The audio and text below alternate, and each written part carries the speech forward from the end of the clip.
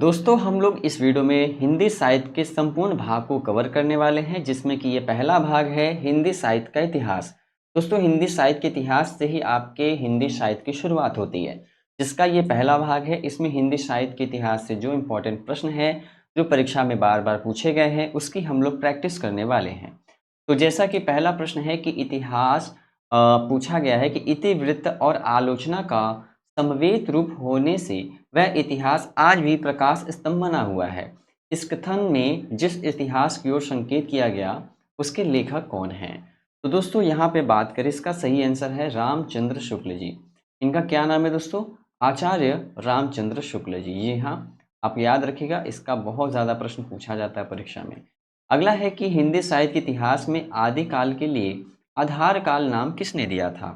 तो अगर बात करें कि आदिकाल के लिए आधार काल ये नाम जो दिया है, किसने दिया है? डॉक्टर कौन है यहाँ पे? जी हाँ दोस्तों, आधार काल डॉक्टर मोहन अवस्थी ने दिया है, आधार काल। ठीक है। अगला प्रश्न है कि रामचंद्र शुक्ल का साहित्योतिहास ग्रंथ हिंदी साहित्य का इतिहास नागरिक प्रचारणी सभा से प्रकाशित हिंदी शब्द सागर की भूमिका में किस शीर्षक में लिखा गया था? तो सही जवाब है हिंदी साहित्य का विकास। यहाँ पे ऑप्शन नंबर डी सही है। अगला प्रश्न है कि the dictionary of English and Hindustani के लेखक कौन है? तो यहाँ पे अगर बात करें, टोटल 40 प्रश्न है, याद रखिएगा सभी लोग। इसका सही आंसर है जॉन गिल क्राइट्स। अगला प्रश्न है कि निम्नलिखित में कौन सी रचना मिश्र बंधु के द्वारा रचित नहीं है? इसका सही आंसर क्या है? ऑप्शन नंबर डी, यानी पृथ्वी कल्प। अगला प्रश्न है कि एशियाटिक सोसाइटी ऑफ बंगाल की पत्रिका के विशेषांक के रूप में निकलने वाली हिंदी साहित्य का इतिहास कौन सा है? तो यहाँ अगर बात करें, इसका सही आंसर ऑप्शन नंबर है A, the modern vernacular literature of Hindustan. अगला प्रश्न है हिंदी काव्य धारा के संग्रहकर्ता साहित्यकार का क्या नाम है? इसका सही आंसर है option number D, Mahapandit Rahul Sankrityayan. अगला प्रश्न है इनमें से किसने अपनी हिंदी साहित्योतिहास में आदिकाल को संधि काल तथा चारण काल नामक दो उपशीर्षों में प्रभावित किया या विभाजित किया? इसका सही आंसर है राम कुमार वर्मा। अगला प्रश्न है कि हिंदी साहित्य का वैज्ञानिक इतिहास के लेखक कौन है? इसका सही आंसर है, कौन सा होगा दोस्तों? ऑप्शन नंबर डी, गणपति चंद्र गुप्त। अगला है कि हिंदी साहित्य का वृहत इतिहास, इस इतिहास ग्रंथ का प्रकाशन किसके द्वारा किया गया था? यहाँ अगर बात करें, इसका सही आंसर है क्या होगा दोस्तों? ध्यान दीजिएगा, ऑप्शन नंबर डी, नागरिक प्रचारणी सभा काशी ने। नागरिक प्रचारणी सभा काशी ने। अगला प्रश्न है कि हिंदी साहित्य जगत में मिश्र बंधु नाम से विख्यात लेखकों में कौन कौन सम्मिलित है? तो कौन कौन इसमें सम्मिलित हैं? अगर यहाँ पे बात करें, इसका सही आंसर ऑप्शन नंबर डी है, गणेश बिहारी मिश्र, श्याम बिहारी मिश्र और सुखदेव बिहारी मिश्र जी। अगला प्रश्न है कि मिश्र बंधु ने रीतिकाल को कौन सा नाम दिया? मिश्र बंधु ने रीतिकाल को क्या नाम दिया है? तो इसका सही आंसर है अलंकृत काल। अगला प्रश्न है कि हिंदी साहित्य के आदिकाल को सिद्ध सामंत युग नाम किसने दिया? तो सिद्ध सामंत युग की बात करें, इसका सही आंसर ऑप्शन नंबर डी है, राहुल सांकृत्यायन। हिंदी साहित्य और संवेदना का विकास किसकी रचना है? तो ये जो है option A, doctor Ram Swaroop Chaturvedi ji के। अगला है कि नागरिक प्रचारणी सभा के द्वारा प्रकाशित हिंदी साहित्य का वृहत इतिहास के पहले भाग का शीर्षक क्या है? इसका जो सही आंसर है वो क्या है दोस्तों? ऑप्शन नंबर डी, हिंदी साहित्य का साहित्य की पीठिका। अगला है असंगत विकल्प को चुनना है, कौन सा विकल्प सही नहीं है? यहाँ पे अगर बात करें, ऑप्शन बी सही नहीं है कि हिंदी साहित्य जो है, हिंदी साहित्य 20वीं शताब्दी बाबू श्याम सुंदर दास, यह विकल्प असंगत है। जी हाँ दोस्तों, हिंदी साहित्य जो है 20वीं शताब्दी 1942 ईस्वी में प्रकाशित हुई और ये जो कृति है आचार्य नंद दुलारे वाजपेयी जी की है। अगला है काल प्रवृत्ति का निर्णय प्राप्त ग्रंथों की संख्या के द्वारा नहीं निर्णित हो सकती, बल्कि उस काल की मुख्य प्रेरणादायक वस्तु के आधार पर ही हो सकती है। यह कथन किसका है? यह कथन है, इसका है option number B, Hazari Prasad Dwivedi का। अगला प्रश्न है कौन सा विकल्प या विवरण सही नहीं है।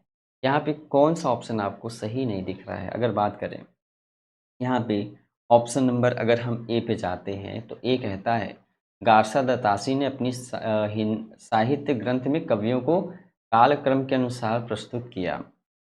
तो क्या यह सही है? देखो, यह जो है सही नहीं है, क्योंकि गारसा दत्तासी के ग्रंथ को उर्दू, हिंदी अथवा हिंदुस्तानी साहित्य का सबसे पहला इतिहास ग्रंथ माना जाता है। इसका पहला संस्करण 2 भाग में आया, 1839 और 1847 में। ठीक है, यहाँ पे ऑप्शन ए सही होगा। अगला है कि इतिहास का इतिवृत्तात्मक लेखन सबसे पहले मिश्र बंधुओं के विनोद में पाया जाता है। यह उक्ति किसकी है? यहाँ पे अगर हम बात करें, यह है आपके राम कुमार वर्मा जी की। अगला प्रश्न है कि मिश्र बंधु विनोद के विषय में कौन सा विवरण सही नहीं है। तो कौन सा सही नहीं है, अगर बात करें तो ऑप्शन नंबर डी कहता है कि इसके चारों भाग में लगभग 3000 कवियों का विवरण है। ठीक है, तो यहाँ पे अगर बात करें कि 4000 कवियों का विवरण है, तो ऐसा नहीं है। यहाँ पे लगभग मतलब 3000 कह रहा है ना, 3000 में नहीं है, लगभग 5000 कवि हैं। कितने हैं? 5000 कवियों का विवरण है। नेक्स्ट क्वेश्चन पे आते हैं। क्वेश्चन नंबर अगला है 21। हिंदुस्तानी को सबसे पहले हिंदी किस विद्वान ने कहा था, जिससे कि बात करें? हाँ, जॉर्ज ग्रियर्सन, गिलक्राइस्ट, इंशाअल्लाह खां, सदा सुखलाल। ठीक है, तो यहाँ पे अगर बात करें, यहाँ पे इसका सही आंसर है ऑप्शन नंबर बी, गिलक्राइस्ट। 21 का ऑप्शन नंबर बी, गिलक्राइस्ट सही है। अगला प्रश्न है कि हिंदी साहित्य का आलोचनात्मक इतिहास के लेखक कौन है। तो हिंदी साहित्य के आलोचनात्मक इतिहास के लेखक की बात करें, यहाँ पे नाम आता है आचार्य डॉक्टर राम कुमार वर्मा जी का। अगला है, मैं इस्लाम के महत्व को भूल नहीं रहा हूँ, लेकिन जोर देकर कहना चाहता हूँ कि अगर इस्लाम न आया तो भी इस साहित्य का 12 आना वैसा ही होता जैसा आज है। हिंदी के भक्ति आंदोलन के संदर्भ में यह कथन किसने दिया था? अगर यहाँ पे हम बात करें, इसका right answer option number B है, आचार्य हजारी प्रसाद द्विवेदी। अगला जो प्रश्न है कि रीति काल को सबसे पहले श्रृंगार काल नाम रखने का सुझाव किसने दिया था? तो यहाँ अगर हम बात करें, इसका सही आंसर ऑप्शन नंबर बी है, आचार्य विश्वनाथ प्रसाद मिश्र जी के द्वारा। अगला प्रश्न है कि गारसा द तासी के इतिहास ग्रंथ इस्तवारदला लेते त्युर इंदुए हिंदुस्तानी का दूसरा संस्करण कब प्रकाशित हुआ? तो यह जो है दोस्तों, ये आया था आपका 1871 में, option number C. Next question है कि रामचंद्र शुक्ल का हिंदी साहित्य का इतिहास पहले किस ग्रंथ की भूमिका के रूप में छपा था? तो यहाँ हम अगर बात करें, सही आंसर है ऑप्शन नंबर ए, हिंदी शब्द सागर के रूप में। अब यहाँ आपको थोड़ा सा मिलान करना है, इसका आप लोग ध्यान रखिएगा। रामचंद्र शुक्ल के अनुसार शिव सिंह सरोज में गिनाए गए ग्रंथ कौन कौन से हैं? तो कौन कौन से हैं, यहाँ पे अगर बात करें, इसका सही आंसर क्या है? तो एक तो राम सच सही है, बिल्कुल सही है, और कड़खा रामायण ये भी सही है। ठीक है, बिल्कुल।